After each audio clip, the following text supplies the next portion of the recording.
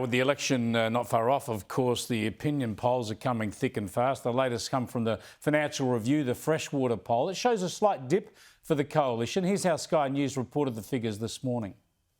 The Australian Financial Review Freshwater Strategy poll shows the coalition's primary vote has dropped by 2% to 39%. Those votes appear to be going towards the Greens and other members of the crossbench, as support for Labor is steady at 31%. Backing for the coalition has dropped slightly by 1% on a two-party preferred basis. It is still ahead of Labor 51 to 49. Let's go to our polling expert, former Labor Senator John Black joins us from Queensland. Good to talk to you again, John. I got to get your thoughts. This would be worry for the coalition. The trend is your friend, and they've been sort of trending upwards. If this one is correct, but I worry about some of where we get the polls from. The Freshwater do this poll for the AFR. They also do the polling for the Liberal Party. Wouldn't they have a vested interest in keeping a lid on expectations? Well, I guess they do, but I don't think that that's the reason why the polls are trending the way that they are right now.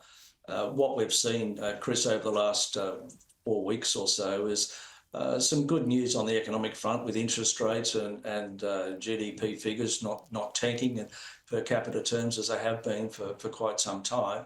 And the government's spraying money around like a fire hose. So I would have expected to see this sort of adjustment, if you like. Yeah, but let me jump in there because there was no uplift for Labor. You still got Labor on 31%. That's a dire primary vote for them. What you saw was a couple of points come off Peter Dutton. Is it more to do with their attacks on Peter Dutton? I think he's lost a bit of skin in the last 3 or 4 weeks. I mean, negative campaigns are pursued by political parties because they tend to work, at least in the short term. And I think they have worked to take a bit of the gloss off him. It would be a mistake for him to respond in kind, I think. He's better off to put out some policies in terms of trying to win over those people who are voting against Labor, but not necessarily switching their preference votes to the coalition. That's a challenge for him. He's clearly holding off announcing any policies because he's afraid they're going to get copied. But there's going to come a time when he has to do it. And I think that time's fast approaching. I think that time will be about Thursday next week on the budget in reply straight after the budget. Now, yes. We look at a lot of polls. The one I pay most attention to is News Poll, but you've got to look at all of them and get. And the one thing that is constant across all the polls is that the major party votes are remaining low, historically low. You still got a lot of support for the minor parties.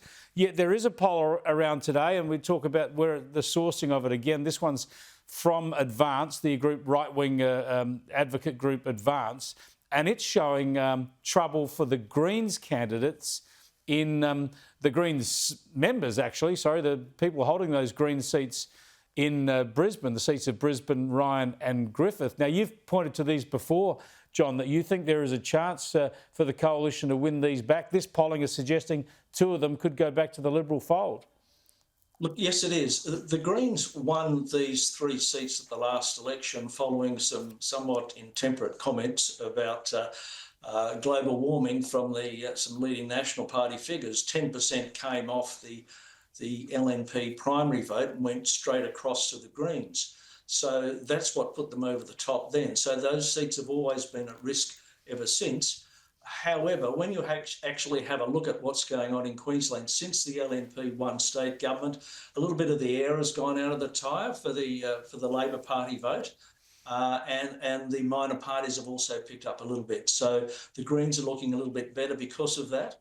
I went back through all of the MRP polls for both YouGov and for Redbridge over the last few months for these 3 seats. YouGov has I think they've got the ALP winning all 3 of them. Redbridge has the Greens winning all 3 of them, and insightfully has the LNP winning 2 out of the 3. Look, I think it's on for young and old. You have to be cautious about these polls, Chris, because the Insightfully poll mentioned a couple of independents that I've never heard of and aren't listed. So if you've got an independent polling about 9% of the vote, those preferences count. I think that Redbridge accent is right. I think at the moment the Greens are very narrowly in front in all 3 seats, but anything could happen. Fascinating stuff. Thanks for joining us, John.